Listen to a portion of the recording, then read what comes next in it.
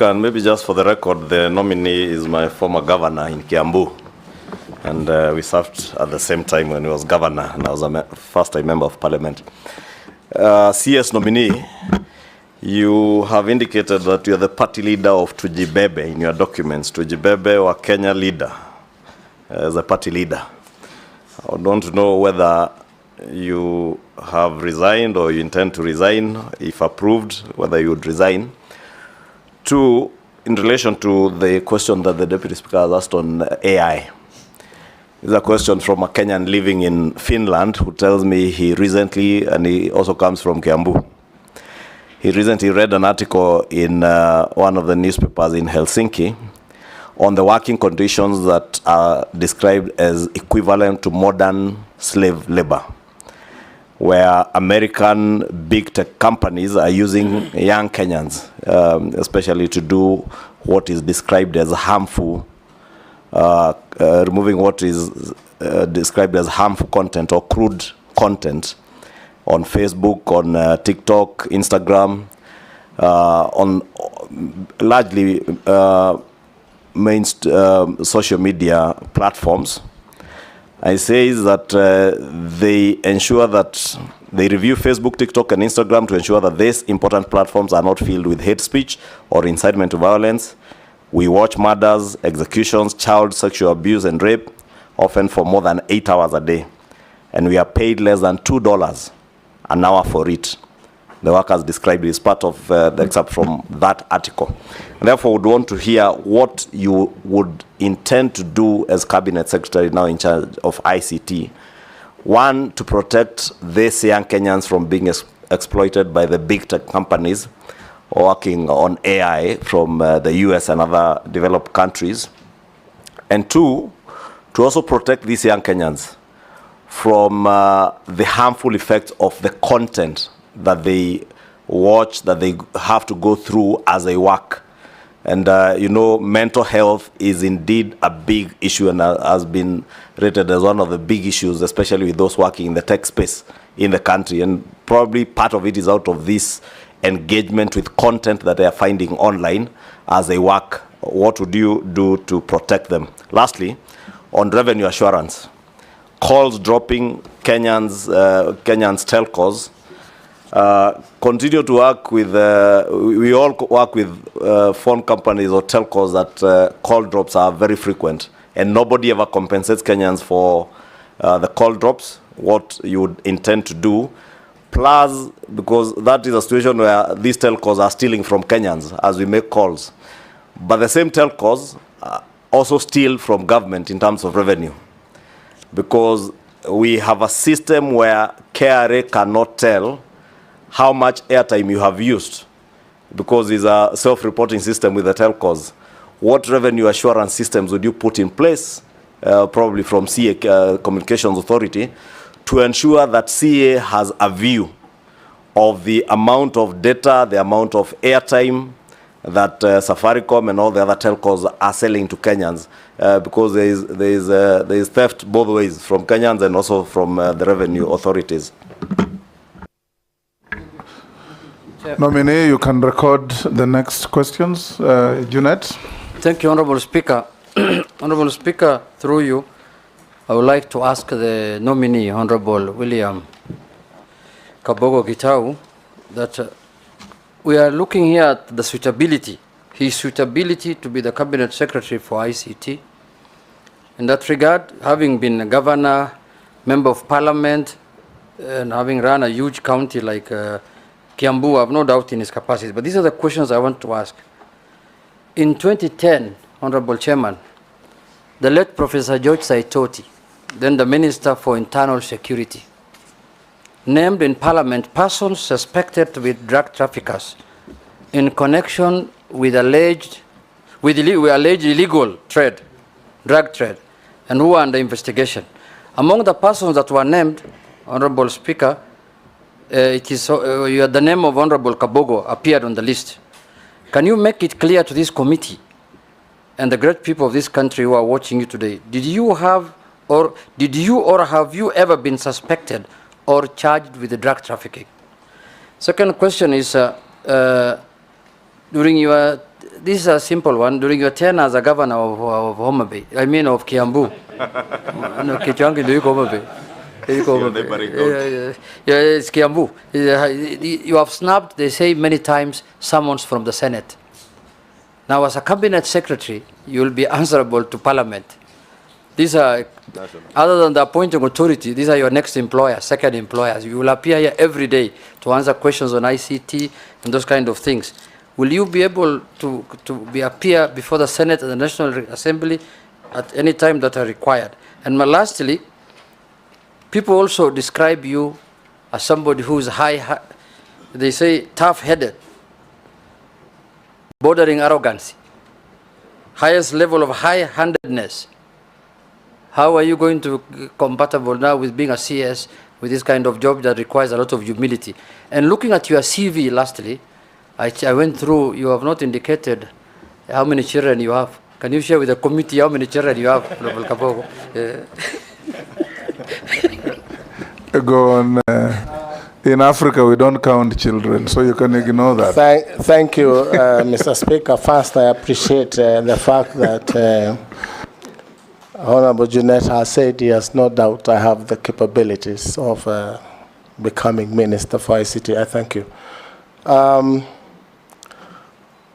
Party leader, Mheshimiwa Ichung'wa, is talking about working conditions and big tech companies. Like I said before, Mr. Speaker, it is the use of regulatory frameworks and legislative work that can help us deal with these big tech issues. And the way they take advantage of especially African countries in terms of call drops. I have been a victim of very many call drops by Safaricom itself. And the minute you call them and ask why is this happening, they say it is technology, it is these days, frequencies, all these stories. As Minister for ICT, if I'm confirmed, Mr. Speaker, this will become a thing of the past. We should be able to ask CA to be able to get call logs and determine how much call drops each caller has and what the company needs to do to compensate drop times. On the issue of hate speech and harmful content, again, this is a matter of every country having its own regulations. It is true if you look at TikTok, you look at Facebook and X, you will find all sorts of pornography, actually even available to children. This is a situation where our regulators should be able to engage these providers or the owners of these apps, Facebook, TikTok and others, to know how they can be regulated. Nominee, it is not about the regulator.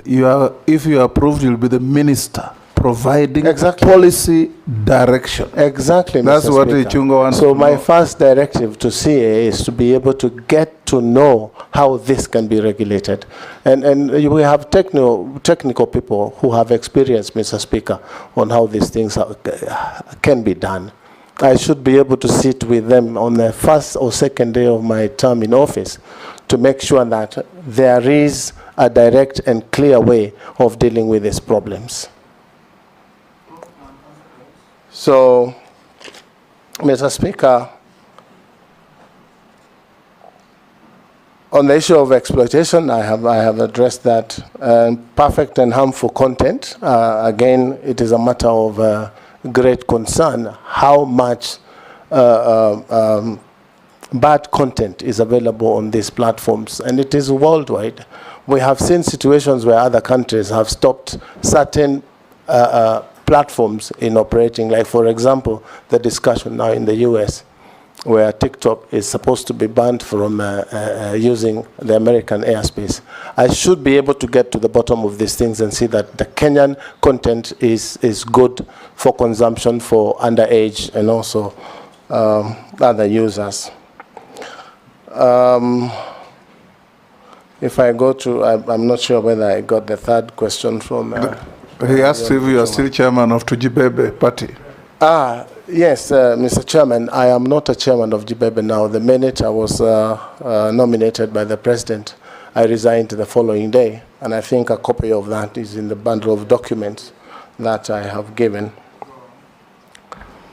From the Honorable Junet, a question I have dealt with all my life since that fateful day when Professor Saitoti, the late, dropped names of MPs as suspected drug dealers. I want to say here on record, Mr. Speaker, I have never, ever dealt with drugs of any kind all my life. Mr. Speaker, this is not even Panadol? Mr. Speaker, I do not imagine that Junet Mohammed was asking about Panadol. I have some in my pocket if it's just Panadol. But I know he's talking about hard. You know what he means. He's talking about hard drugs, cocaine and the rest. And this is a very disturbing subject, Mr. Speaker. But I invite Kenyans also to have a look at the dossier that Mr. Saitoti brought to the House. It's a dossier such that, Mr. Speaker, if it was given to Inspector Mwala, it would not pass Mr. Mwala's table for a script. If, Mr. Speaker, at that point in time, and records speak here in this House, I fought vigorously the tabling of our names without a leave of the House, because the rules are such that if you are discussing the conduct of an MP, you need to move a substantive motion. But for that particular one, it went through smoothly as planned. But my point here, Mr. Speaker, the government or agencies, the police, did a thorough investigation, and they gave a temporary report a month later, which was tabled and is part of the records of this House. And they found that I was not culpable. I had never been involved in drug trafficking, and I had never been a driver of the Honorable Mao, as that dossier had said. I actually said, Mr. Speaker, on the floor of this House, that there is no need of anyone trying to do extradition proceedings to get me to travel to the US to answer these charges. I offered myself. They give me a one-way visa, and I'll take myself to any part of the world to answer charges of drugs. It's never happened. So the authors of that dossier probably didn't get exactly what they wanted, but what they got is messing with people's names. And that is the situation it is today. Mr. Speaker, it has continued to happen. People talking about, you will find some of us are named Pablo, all those names. But the truth be told is that I did take some people to court. If you remember, there was a program by Standard called something Mihadarati by Mheshimiwa from Nyali. And I did take them to court. It's taken long, about 8 or 9 years. But finally, I got judgment against them, and I was paid a little bit of money. But circulation is still happening. This is something I am bound to live with for the rest of my life. But I do not do drugs. Thank you. That was a tough one. Yeah? You've not answered one. He also asked you that when you are governor of Kiambu, you snapped invitations and summons to attend. I'm going there. Okay. Thank you, Mr. Speaker. You know, it was the perception of being high-handed. It is. Pardon? Go on and answer the questions. Yes. Yes. In the beginning, when governors were being called to Senate, there was a general feeling that we should not come to Senate as an independent government. But when it was clear through court decisions that governors would appear, we started appearing, and I want to be on record here, Mr. Speaker. I came to this Senate House to answer questions of senators. For 3 consecutive years, Kiambu had appeared. As a matter of fact, I came to the clerk of that committee and I said they can ask the chair, I think it was Professor Nyang Yong then, that should any county be invited to the Senate and they do not appear, Kiambu can appear. It's just next door in short notice, even half an hour. And that's how we managed to go through our audit queries for Kiambu for 3 years. So I should be able to appear before the House of Parliament, both Senate and the National Assembly, to answer any questions that may arise, and also carry along the staff of the ministry. Sometimes you ask questions. I've been to this house. Sometimes you ask questions and the minister is given questions by technocrats to bring to the house and they're never accepted.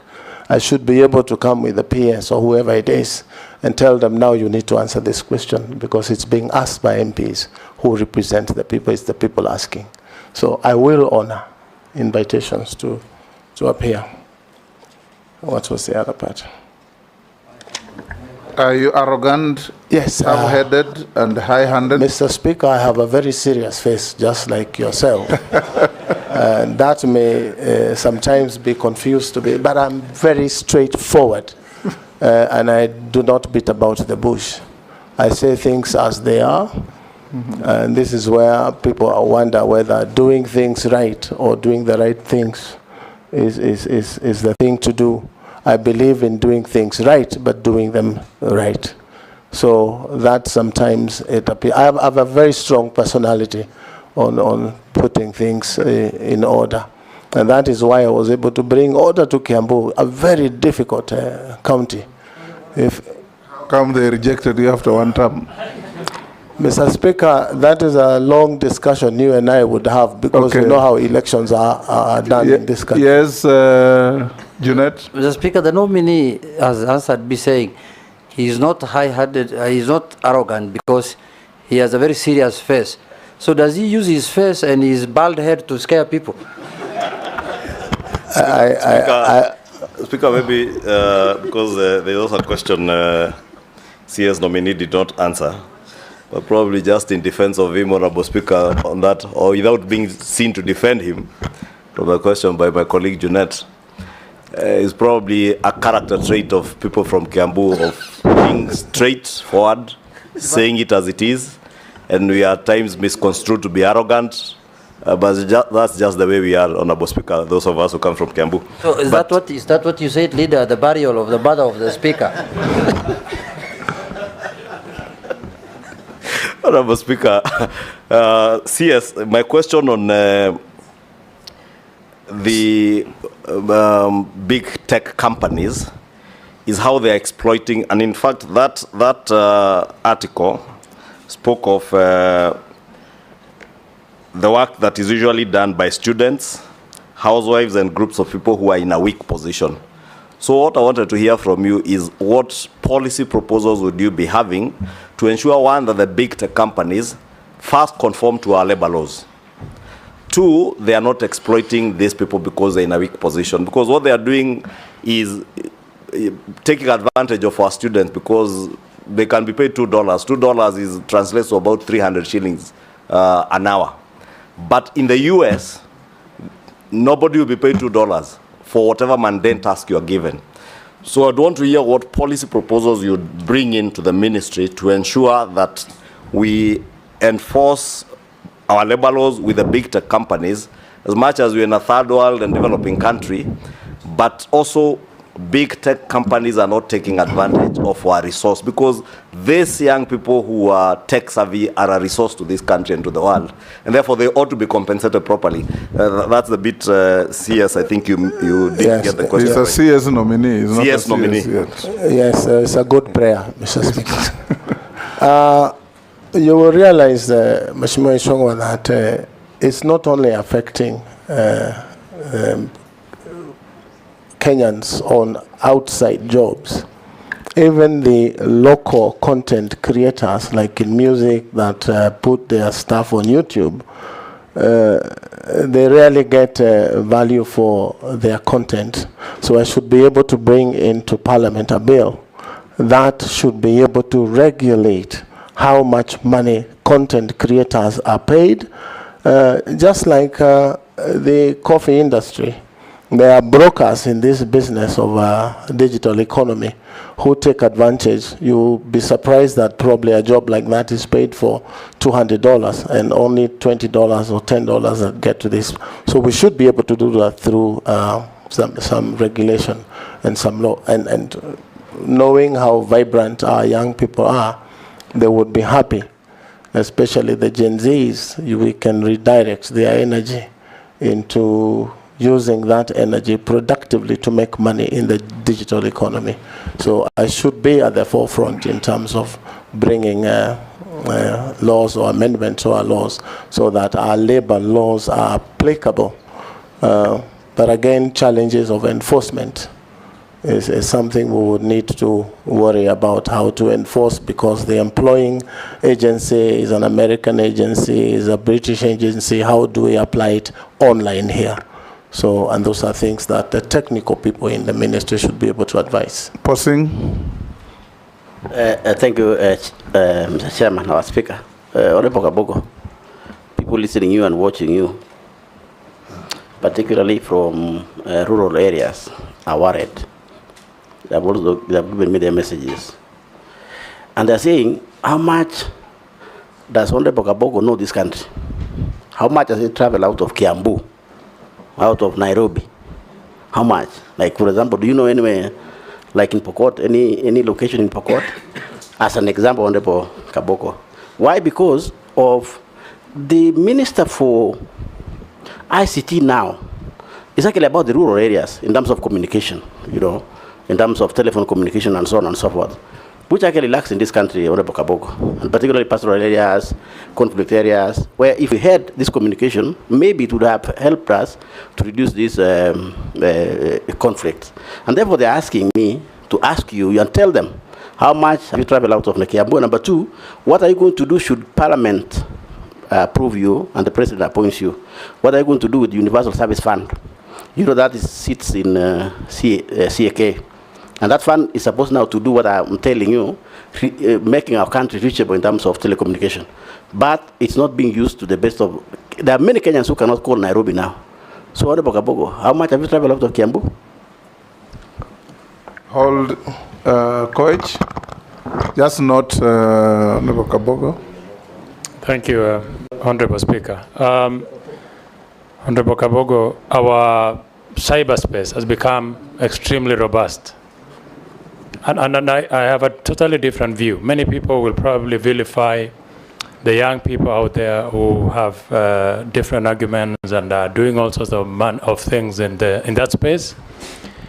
But in this very same seat that you are, 4 months ago, I asked the then nominee, who is now out, what she will do, particularly with the space of the many young people, enterprising young people, whose source of employment will have otherwise been in that space. I give you an example.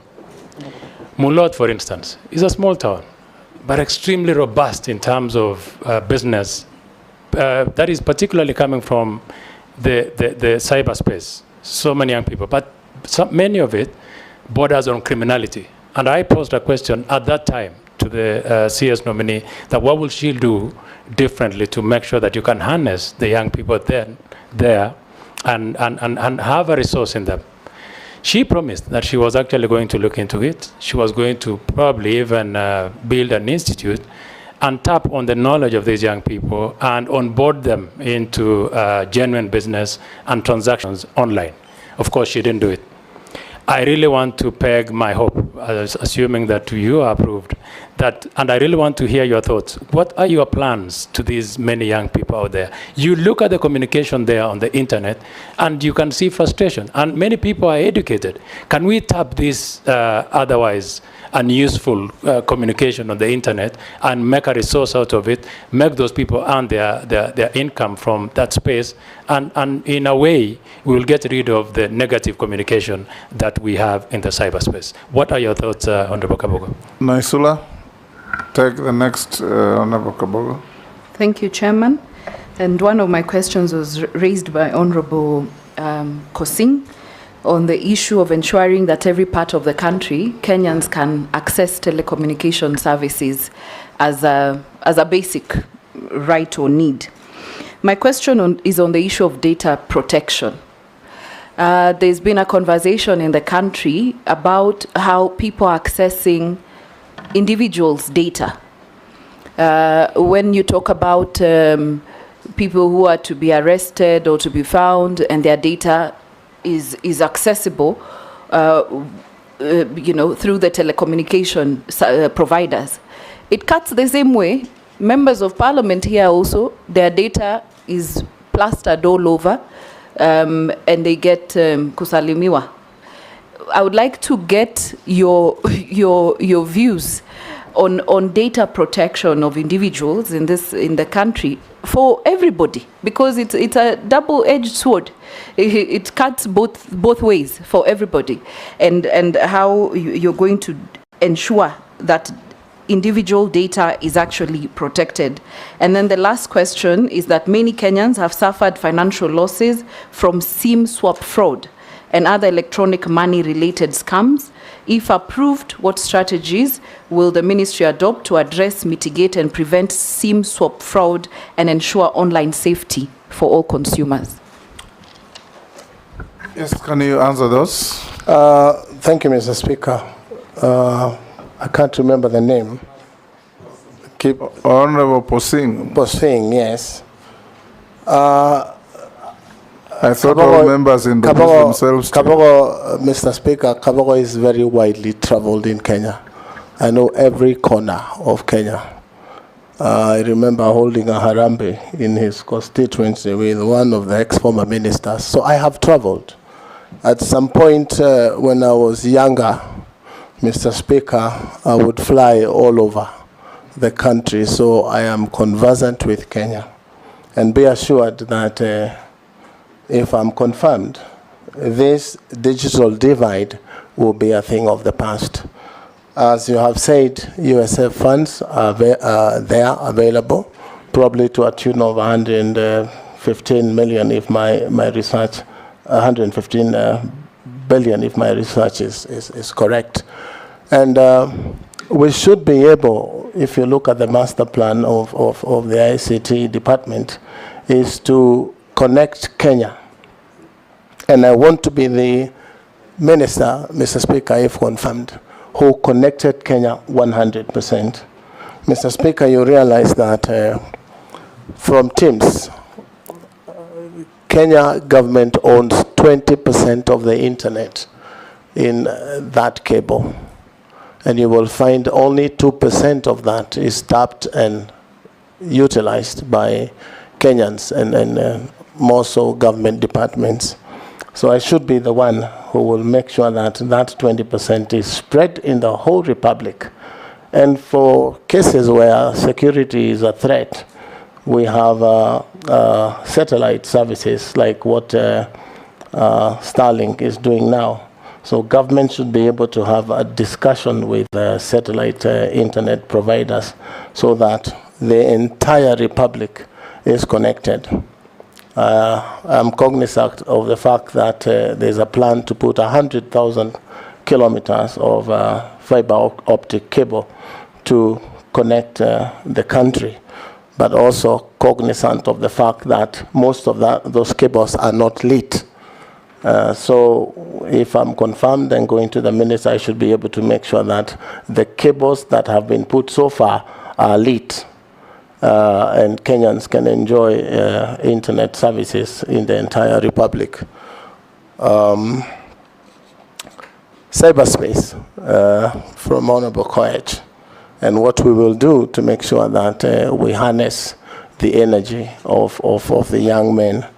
Mr. Speaker, I want to say that I want to be that minister that engaged the Gen Zs and made sure that their energy was converted, and they will be so engaged such that they will be able to make money, business in the digital platform.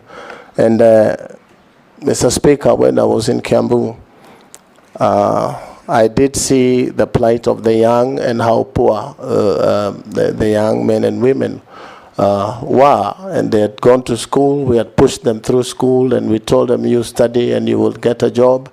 But there were no jobs after university.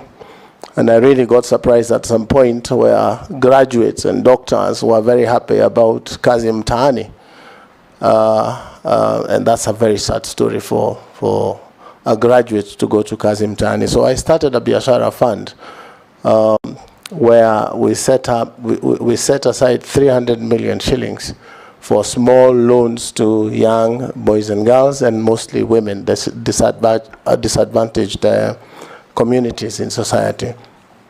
And we entered into a contract with the bank so that the bank will do the core business of lending, but use our money at an agreed interest rate. So I want to be the one that will persuade government that we can put resources aside and do these startup hubs where young men and women will be able to employ themselves. This is besides, Mr. Speaker, the 1,450 ward hubs that the President has initiated. I have a feeling that every one of those ward hubs would bring forth about 10, so that the young men and women can get access to affordable loans. You realize that today the non-collateralized loans in Kenya are charging interest of up to 20–25%. And really there is no business a young man would do and be able to pay interest of 20%. So if we can get non-collateralized loans by government, or a collaboration between government and, for example, KCB, loans will be given to these young men, and it's startup loans. And what we did in Kiambu, we gave loans through LPO loaning, so that you don't give them cash. So that if it's computers, they would get computers, and they would get routers and all these things that you need in a digital hub. And then they would use the digital hubs for a period of 2 years, for example, during which they should be able to get money and support themselves. So that's one of the things that we could initiate. Data protection, I think, from the Honorable Lesuda. You know, I understand the concern of data being harvested. And if you listen on social media, you will see people attacking that Safaricom has released people's numbers, and then they are being given to Kenya Revenue Authority. I say from the front that if that happens, it is illegal, because we have laws that protect data. I am told, and I want to reliably believe, that only a security threat would cause sharing of data. But I would want to be the one that makes sure that private and personal data is protected by government if I were to be nominated. It is a serious threat to persons, it is a serious threat to families, and I would want to make sure that, again, dialogue between parties, discussions online and offline and in places like Parliament, opening public portals to discuss data security, data protection, etc. would help, so that we create a modus operandi sort of on what we say and what we, because some of these things may just be not true. I do not want to say it's not true, but it may be so. I think, Honorable Kabogo, I think it's better to correct you on the issues like, it's not really the phone companies that have, like Safaricom, that are guilty of giving out people's data. It's usually those companies that ask for your details to get bonga points or so many points when you go shopping. Those are the ones who have your data, and that's where the fault has actually been, not the official service providers. Correct, I'm corrected, but that too happens. Yeah. But I also want to say that when you go to Carrefour and buy something online and it's delivered to you, the next thing you see is a message from Carrefour asking you whether you will be buying the same things again, meaning that the number you used to pay, your M-Pesa number, has been harvested from the mall and it is being used. So we should be able to regulate that by legislation, and I'm sure it is doable. Again, remember the extent of use of the social media platforms. We have the most expert young men in hacking. So hacking is also an issue where people just hack into places like Carrefour and be able to see who is shopping what and how much capacity they have. So it's an entire complex industry, but Kenyans are innovative and we have the capacity to deal with those problems. Thank you. Mary Emase. Thank you, Chairman. My question to the nominee. This country's been battling with a lot of gender-based violence, femicide, and many others. And I want to take you to 2011. In 2011, a young university woman with a beautiful and promising life, Miss Mercy Keino, was found dead in unclear circumstances, just like many of them that we lose through femicide.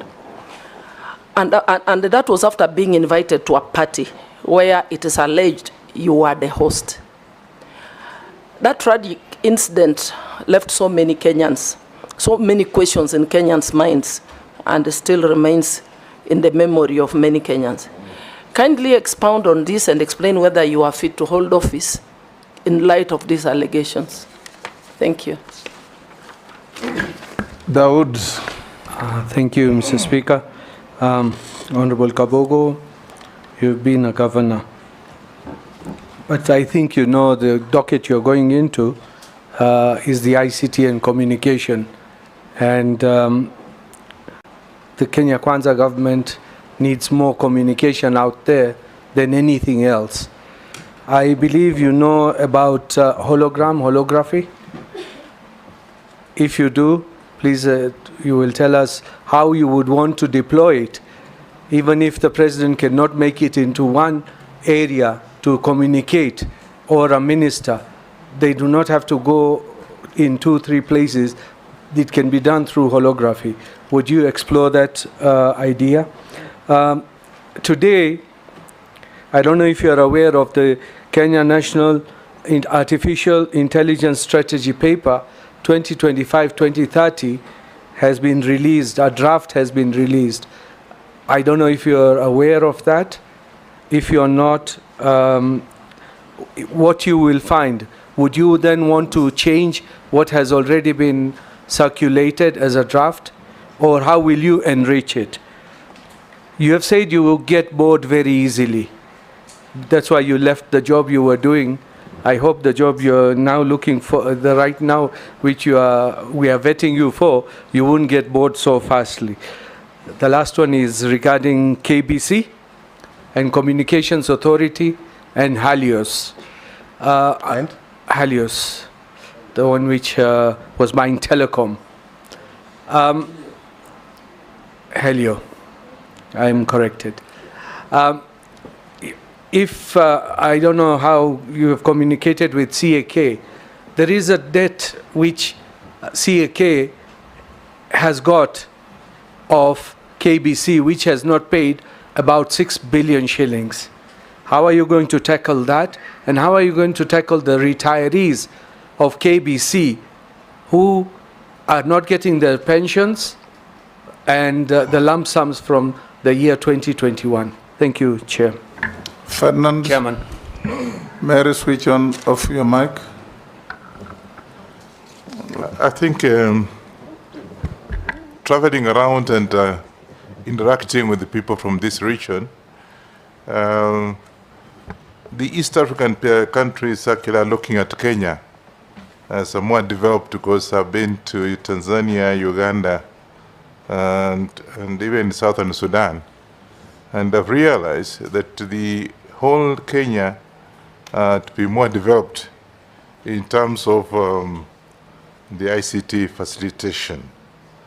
And I just want to see, because they can, instead of people traveling, what have you, how are you going to improve, how are you going to coordinate this infrastructure with the other countries?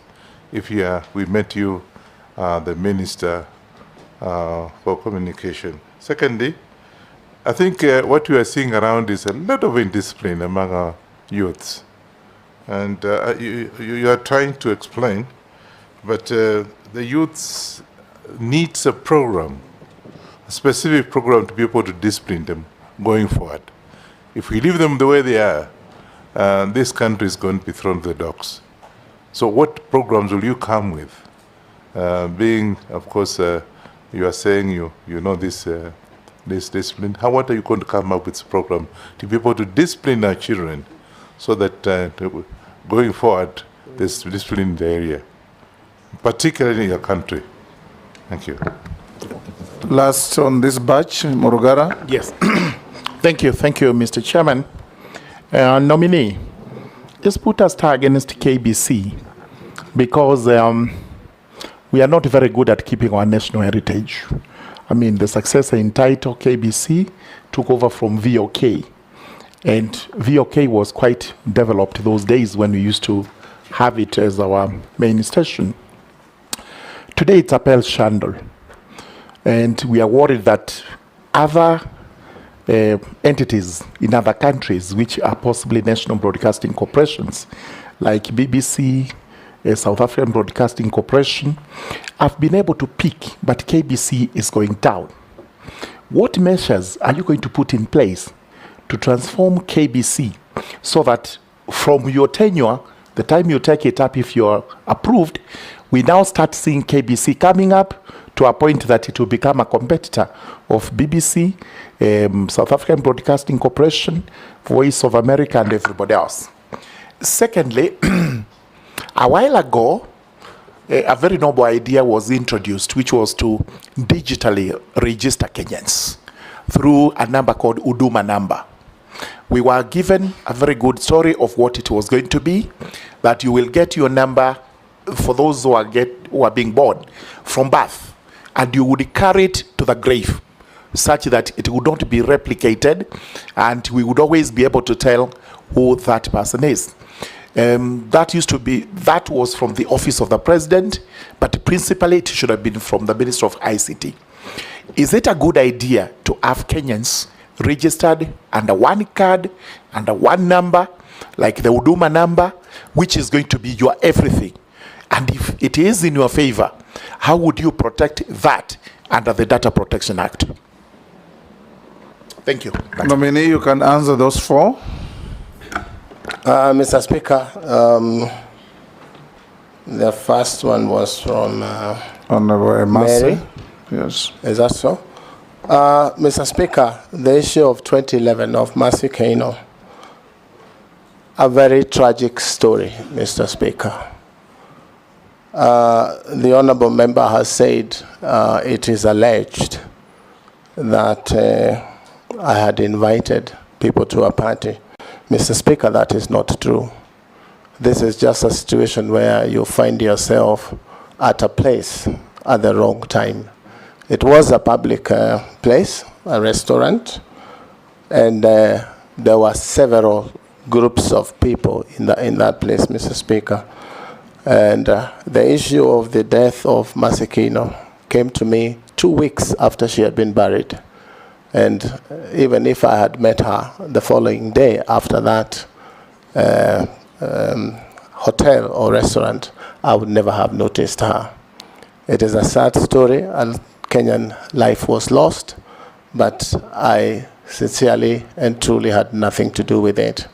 Suffice to say, Mr. Speaker, an inquiry, I think it was inquiry 22 of, I think 2012, was done at Milimani Magistrates Court. And all persons of interest. An inquiry or an inquest? An inquest, sorry. Yes. I am not a lawyer like yourself, Mr. Speaker, so some of these terms. The two are different. Yes. So it was done, and it took about a year and a half and all persons of interest were invited, even those that had not been there. Including yourself? Including myself. I was governor, but I managed to be able to sit in there for 6 days, cross-examination, examination in chief, etc.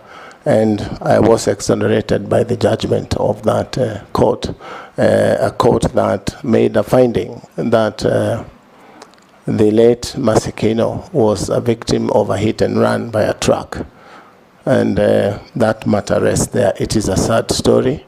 There were videos played of the scene in the restaurant. And when I was speaking to the father of Masekino at the inquest, I was urging him really not to watch those videos, because they were videos that were not very nice for a parent. I sympathize with the family of Masekino. May her soul rest in peace. But I am certain that as a child, and a God-fearing child, I believe that one day the truck driver or whoever it is that was in the truck that killed Masekino will be able to come out and say, unfortunately, I kept quiet, but I did it. And I hope that day will come. I have a copy of the inquiry report with me if anyone would be interested to have a look at. It's a public document. Honorable Dawood, I am not aware of the 2025 bill, but he asked me what I would do if it's there, whether I would reverse. I would have to probably study it closely with the technocrats in the ministry and understand what has informed the bill, what it wants to cure, and look at it with those that are technocrats in different divisions in the ministry to make sure that we bring to law a useful legislature that will help. I'm not sure whether I understood your question. It's a strategy draft, not a bill. Right, so I'm well advised. So that's what we will do. Look at it and go through it with those that have proposed that draft. Holography it's a welcome idea. It's of today's world, that's what is happening. So it's something we could embrace. But again, with AI, we have to be careful about what is disseminated, because through AI, many things are happening today. I was asked to, KBC, the Horace loan, and what we would do with Kenya Broadcasting Corporation as an icon, a historical sort of thing for Kenya from VOK.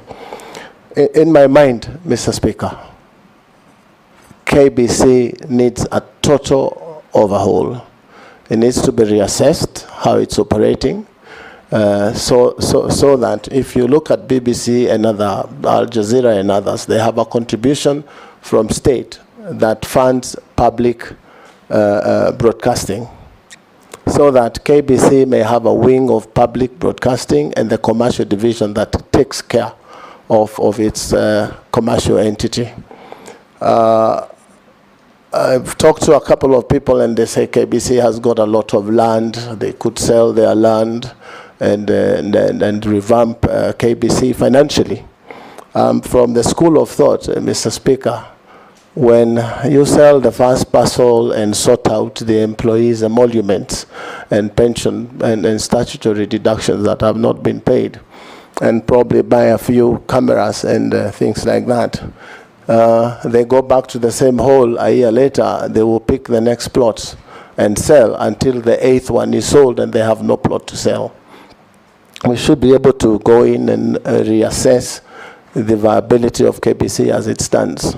I have come across during briefing something that says they want to borrow from, I think it's Spain, a tune of 12 billion to revamp KBC by buying new equipment, broadcasting equipment, etc., etc. And that, to me, sounded very worrying. because you will look at other broadcasting stations like, for lack of a better example, like Citizen. And if you assess the sort of money they have used to make their broadcasting stations what it is, 12 billion is completely exaggerated. I should be able to go in there, send out a team to the world online, and find out what sort of equipment KBC requires and how it needs to be brought back into a world-class broadcasting station. If you put your TV on this evening, Mr. Speaker, and you put KBC, and there are young men and women in that house, you will almost get a bashing. What are you doing in that station? I want to be the one who sorts KBC. If you put it in your house, people will want to watch because it's got the right content in terms of broadcasting, entertainment, and things like that. You'll find a radio station from KBC. If you drive up the mountains, any part of Kenya, you will keep losing the wave because they say the equipments are obsolete. There is also a situation in the world that is happening now, Mr. Speaker, where you don't have to buy equipment. You can lease equipment.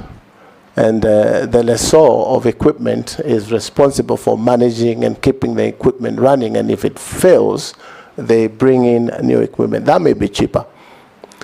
Because if you buy equipment today and they say the life of equipment is about 5 years, so does it mean KBC should spend another 12 billion shillings in reorganizing KBC? I believe it can be a world-class broadcasting station with support from government for public broadcasting in public interest. But the other division that is commercial should be able to sustain itself. And that is something that I think we can do fairly quickly as a quick win. You talk of a debt. As I was receiving briefs, Mr. Speaker, there is debt to Telecom, debt from so-and-so, debt owed to CA. There's so much cross-debt in government sagas that some people say we will not pay because we are owed. You find a place like Telecom, when it comes to paying, they say it will affect public in this way or the other. But when it comes to their own dues of paying, they say they are private. So these are some of the things that we need to be able to deal with so that Caesar is given what is Caesar's. There's a lot of money out there owned across these agencies. And probably we need also to find whether we can legislate on how debt across government agencies can be controlled, like in any business. Mr. Speaker, we are talking about debt owed from one agency to another. Through this ministry, if I'm confirmed, Mr. Speaker, we should be able to digitize entire government business so that information is available. Even the issue that is very dear to the public in general in terms of pending bills is a very big issue in the country on pending bills. And you realize, Mr. Speaker, that Kenyans don't look at pending bills as a very serious concern because, in my mind, pending bills, Mr. Speaker, is money borrowed from public. When a governor takes roads and gives contract of roads to Kenyans, for example, and he has not budgeted how those roads will be paid, a commitment is done, and a Kenyan entrepreneur will put in their money and do the roads and never get paid. So there's a lot of borrowing. You will find this to the tune, I think, of 150 billion owed to Kenyans by government agencies. So this is something that we need to deal with as a country. But if we have a system like what I would want to propose, if we have a system that captures procurement and payments at the same time, the controller of budget will be able to see in real time and to stop some of these things. But because we wait for a year or 18 months until the audit reports come to the House for people to be invited here for questions. We should be able to digitize government business so that information is available to everyone and sundry for action to be taken to stop some of these things. So I imagine at some point in 2 years, Mr. Speaker, if I'm confirmed, the Speaker of the National Assembly should be able to see exactly what the MPs are doing wherever it is they are on legislative business. The President of the Republic from one dashboard should be able to see what is happening in development programs in Kenya, as we did in Kiambu. I could tell that from my office, what is happening in every ministry, 10 ministries in Kiambu, and would make decisions on time. There would be a management information system that gives an amber light when you open your document, and it tells you here something is about to go wrong. Red means it's chaotic, everything is bad. And information available in real time should be able to take us to the next frontier. Yes, Owen. Ferdinand, oh yeah. Did I answer? No, you didn't touch on Ferdinand's question. Ferdinand is East African, first and foremost. It is said Kenya is the Silicon Savannah of Africa. It is top #1 in Africa in terms of ICT and digital economy. But that does not put us in the first world. So it's a lot that needs to be done in terms of fast connectivity, so that we have high-speed internet in the whole country, ICT skills in terms of equipping the young with skills to be able to use these platforms. But again, our landlocked country neighbors should be able to use our infrastructure to get internet to Uganda, to Rwanda, and those other places. If only the bureaucracy between governments is sorted, so that we can take advantage of the position that we occupy in terms of ICT and digital economy in Africa. So we stand quite up there, but that we could take advantage. Owen Bayer. Huduma number, yes. What happened to Huduma number? Yes. One thing, Mr. Speaker, there's a lot of skepticism in the public about their information. Always people thinking government wants their information to give to KRA, government wants their information to do this. And we have to continue engaging ourselves as a public on why isn't it necessary to have information of Kenyan people in one database. For as long as that information is safe in the hands of government, it is important that government if you walk into Dubai now and you give in your passport, if you've ever been there before, anything, they have got your stuff there. If you are exiting Dubai, they tell you to look at the screen and you're taking your identity. The time you're kicked out of Dubai, you will never go back to Dubai again because your information is right there. So I think myself it's a myth that we need to deal with in terms of educating ourselves and having this open dialogue that government is not always bad. Because, that is a sort of general feeling I have now. But it's something we can work on. So I believe it's important for any state to be able to know its citizenry, right from birth all the way to the death certificate. So I have nothing against Huduma number myself, but we need to go in there and find out, are there other things that are being done that look like Huduma number? Because every other time this is changing, that is changing. I believe we can have one document that suffices for all services. And avoid spending public money on some of these things. Owen Bayer. Thank you. This is the fourth time Take you're calling the next round. The fourth time you're calling my question now. Yes. Thank you very much, Honorable Speaker. Honorable Speaker, I would like to ask the nominee this question that touches on collective responsibility as a binding note for Cabinet. You're aware recent events have shown that a CS could actually call a press conference to complain about and seek questions for a government he serves in based on a personal issue or personal matter. And if you are given an opportunity, Honorable Kabogo, how would you handle this issue of collective responsibility? And that would you have the discipline to really stay in government and say this collective responsibility, or will you just, as a politician, you know you're a politician, go the political way and seek public sympathy, or would you handle it differently? Secondly, Honorable Speaker, our question on expired data. You know, when you buy data, you don't use it, it expires. And I see on my phone a lot of data that I can't use. You know, a lot of it I can't use because it's expired, but it is there. But when it comes to consumer protection, why would I be forced to use data when I don't want to use it? It's my property. I bought it. Why would a telco want really to control how I use it? And how are you going to bring in policy and regulations on the same to ensure that Kenyans are not robbed by telcos in terms of expired data? I think there are millions of expired data out there.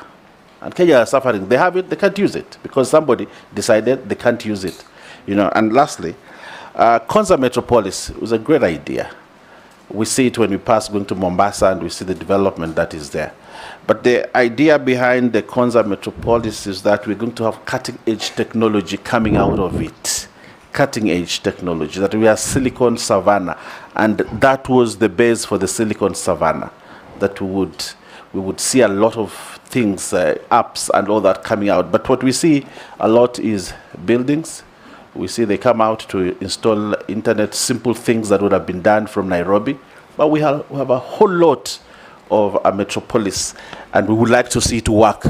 If appointed as a cabinet secretary for ICT, what would you do different to ensure that the Silicon Savannah that President Kibaki envisaged then and the Konza Metropolis would come to fruition as soonest for Kenyans, for the many young people who are looking for jobs and getting disturbed on the internet and, you know, on phone? They would be there producing high-end technology, but now they're not there because we haven't actualized what President Kibaki wanted us to have. I thank you. Robert Bui. Thank you, Mr. Speaker. First, you know, recently we had an international company that was also taking advantage, like these other big techs, and mining, data mining. You know, we found queues at KICC of young people lining up to have their irises, I think, copied.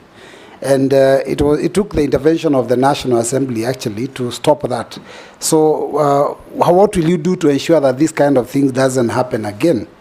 Now, there's also the issue of pending bills that are owed to media houses by the government. And, of course, that has led to some of these media houses closing and, journalists being owed a lot of money. What will you do to ensure that they are back in business? And finally, what do you want to tell those young Kenyans on social media, because this ministry is responsible for social media, and who are actually out there saying that they believe this position should have been given to a very young techno-savvy youth in furtherance of the Article 10 of the Constitution, which is principles of good governance.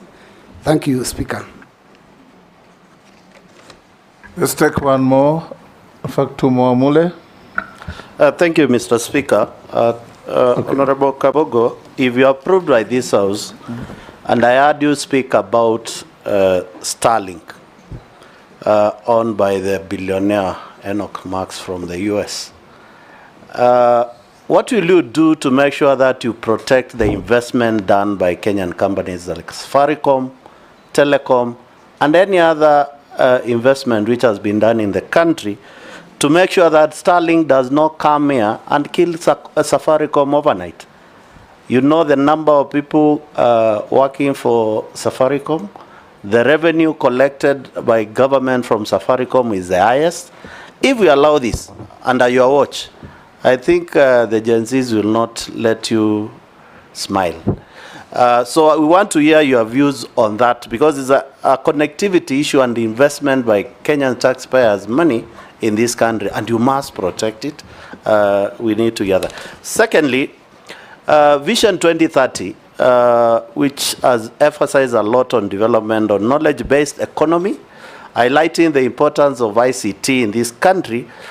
through education to enhance productivity and efficiency is key.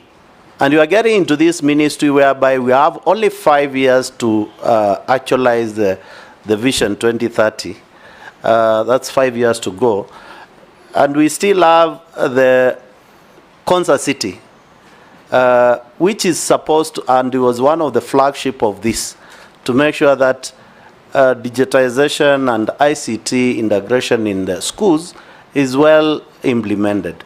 What will you do in the ministry to fast track this and probably leave a clear legacy to make sure that the vision for Honorable the late Mwai Kibaki of Vision 2030 is achieved? Thank you. Raso, I'll jump you to Shuria. He says he wants to ask a question and shortly leave for a meeting. Shuria? We're actually going together. You are going together? They are fasting. No, it had nothing to do with religion. Thank you, Mr. Speaker.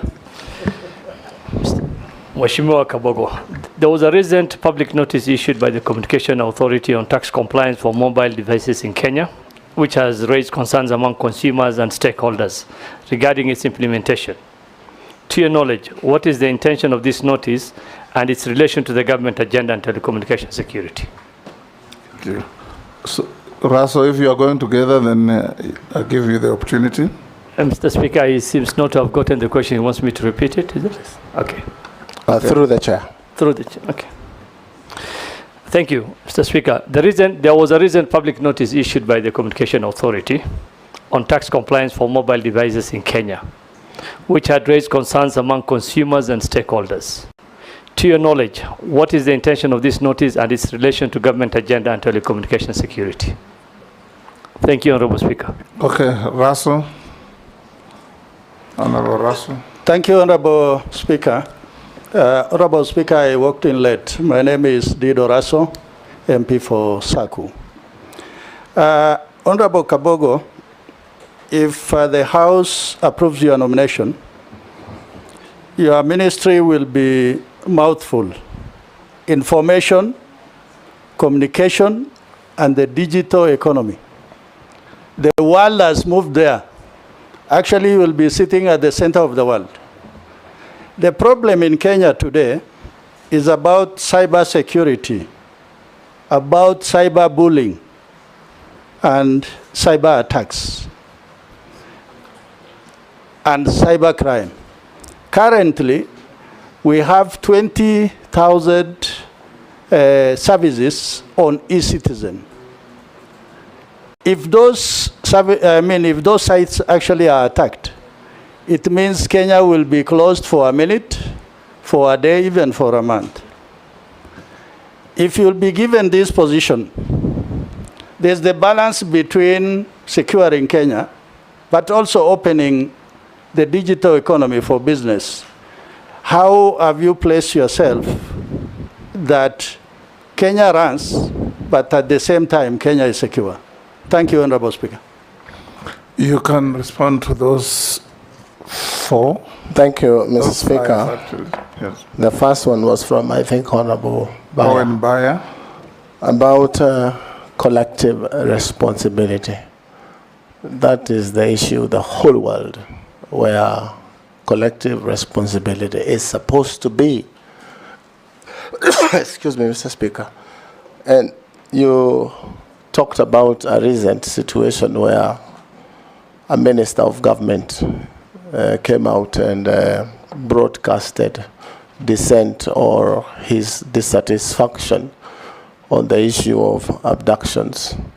And I simply, from where I sit, and you said I'm a politician, I'm more a leader than a politician, because the politician thinks about the next election and the leader thinks about the next generation. So I belong to that other side. But from where I sit, that was very irresponsible of the Honorable J.B. Muturi, if I may say so, Speaker, without saying more. If I was or I were on his position or in his position, I would have taken my dissent to the appointing authority And if I was afraid of facing the appointing authority, I would go to cabinet and air it there. And if I'm not satisfied, tender my resignation. I resign because I don't believe in what the government is doing in terms of abductions. But politicians, that's what they do. I hope I have answered you. Then there was a question of expired data. Mr. Speaker, I personally have been a victim of buying data. And the next week or so, I was told my data had expired. And if you go to my Twitter handle, I did express my concerns to Safaricom. And I said we should stop now using Safaricom. At that point in time, that was my belief. And I explained that you cannot go to a shop, Mr. Speaker, and buy sugar, and then come to my house and tell me how not to use or how to use that sugar. And I think I want to inform the member, since then, I really had a back and forth with Safaricom. Now they give you an option of buying, I'm not speaking for Safaricom, but they have an option of you buying data without expiry or data with expiry. So ujitume, ununue, whatever it is that you feel is good for you. But that is, it was very disappointing for me that day, and I believe for most Kenyans. Mr. Speaker. Yes, Owen? I mean, I think we need a policy, because if you make expirable data more expensive and data that does not expire cheaper, then what you're doing is you're robbing citizens. So I think we need a policy to stop this daylight theft, because there's something called consumer protection in this country. And I think the Minister of ICT owes this country a duty of care to protect consumers of data, to just have non-expirable data. Thank you. So Mr. Speaker, I agree entirely with the member, and if I'm confirmed, I'll fix it. I'll fix it. Go ahead, Robert Mbui's question. Yeah, the other part of Honorable Bayer's question was on the Konza city. Yes. Mr. Speaker, you realize that this was a dream 16 years ago. And things were different 16 years ago. And from where I sit, if I'm confirmed and going, we shall put the issue of Konza City on the table and reevaluate whether the original dream still stands and what it is we need to do with the very huge investments that have been put in Konza. And as a businessman, I have asked myself time and again, why haven't I ever thought of going to Konza and invest there as an astute Kenyan businessman? And in my mind, Mr. Speaker, is that there is nothing attractive from the businessman point of view, because I've seen others come up in Dubai. I have invested there. I've seen others in other places of the world. So really, Mr. Speaker, we need to reevaluate the concept of Konza City. A lot of money has been put in Konza on infrastructure. Phase 1, almost 95% complete. But my question is, what is it we need to do to make Kenyans themselves and foreign investors be attracted to investing in Konza? You know, Nairobi is competing with Konza. So we must have an incentive scheme that sends people and international investors into Konza, like tax holiday, duty-free status, land available at almost zero rate, so that they can put huge investments, is to create the demand and the need of people to invest in Konza. And that would be a game changer. There's something in the world that is happening now called tokenizing. We can raise money from public and from investors and buy tokens for Konza so that it can build itself. But always when it's a government project, people tend to want to go slow on again, bureaucracy, again, the way decisions are made. I have had a little bit of a briefing on Konza, and there are many things that we will put on the table and see whether we still have to do business that way. I'm told Konza city is building hubs. The 1450 or the first 100 hectare, which is the authority responsible with connectivity, will do internet. Konza will do the structure, and hectare will connect, from what I understand, and then probably give an ISP to run.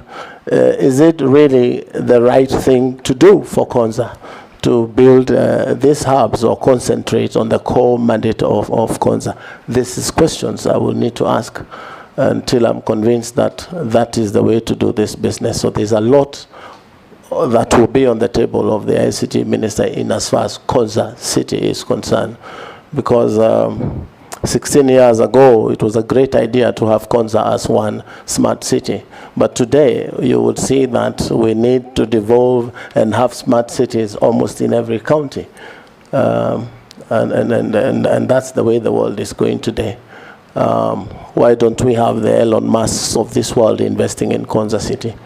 Do we risk losing the total amount of money that has been invested in Konza? Then there is land being given. For how long has this land being given has been going on? What is the criteria? Are these people going to invest, or they are people who speculate? These are things that the ministry needs to look into and reorganize Konza the year today and not 16 years ago. That's from an outsider's point of view. Data mining. This is something that I'm not sure who asked, but this is something that you're not sure. You're not paying attention. Sure. Second. You are not sure who asked? I'm not sure. I didn't get the name. That's why I'm saying. Robert but I know. Mbui. I know it is a member sitting just there. So sorry, I did not get your name. But be that as it may. Does that tell a story about you? All these members introduce themselves to you. Mr. Speaker, sometimes you do not hear the pronunciation of the name, so I do not want to take the risk of calling someone in a name that is not their name. And the name tags are also there. Unfortunately, he is Honorable Robert Mbui. Go ahead and answer his question. I am physically challenged from seeing far. Honorable Mbui, you will excuse me, but data mining, as I had said earlier, it is something that needs to be checked. It needs to be regulated. What sort of data is going into whose hands? You did give an example of a company that was collecting, I think, data from Kenyans, and they were paying. So government should be able to regulate who is it that is collecting data from Kenyans. And I think that's not a big deal to do. We should be able to quickly. In fact, should we allow any foreigner to come and mine our data? In my mind, we should not, unless it is done through a government agency. And for what reason, Mr. Speaker, we would want to give data of Kenyans to foreigners? For me, that is a straight no. But you find that Kenyans are very enterprising, Mr. Speaker. When the rumor was that you get 10,000 shillings after you register, sometimes Kenyans don't give a damn of some of those things, as long as there is some enterprise happening. So we should be able to engage people and them understand that it is wrong for them to give data to anyone. So I want to tell Kenyans to be careful on who you allow to take information from yourself. But if we have rules and regulations on how this thing is done, it can be controlled. Now, Mr. Speaker, I think it's Honorable Mule. I got... Yes, Robert.